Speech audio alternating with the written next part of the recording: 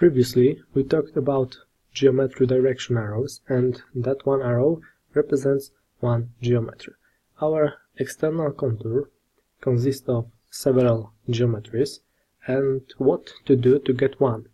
We can approach it in two ways. The first of this is to use the break option.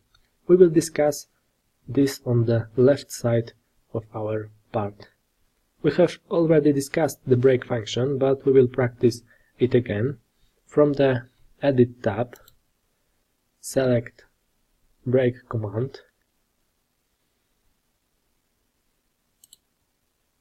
From Break section, select Geometries, and here select Individual, and click OK.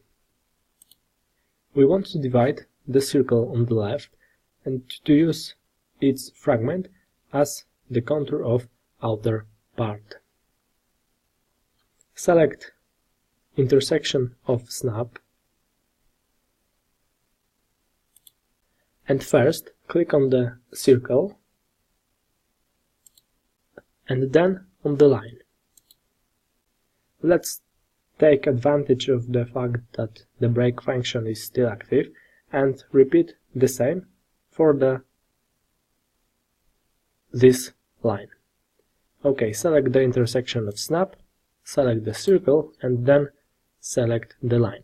Okay, we cannot select line and point this point to divide this geometry.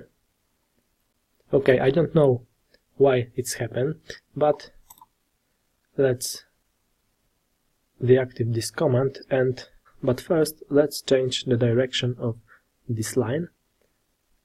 Select from the Machine tab Tool Direction, and for Open Geometries, Direction, select Reverse. OK.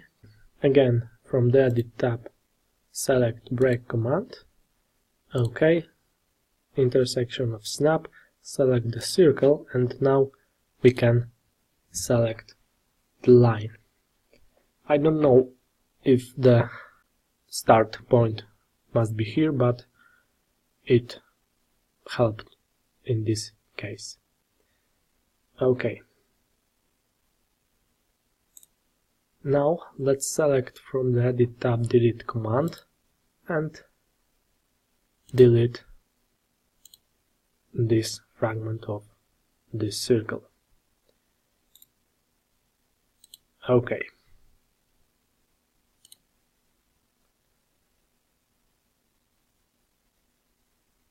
Okay, let's repeat these steps to delete this fragment of big circle. Okay, select Break command. Okay, intersection of snap, select the circle, and now select the line. Okay, we have the first point. Again, Break command is still active. Select intersection of snap, select the circle, and select the line. Okay, we have another point, and select Delete command, select this fragment of this circle, and OK.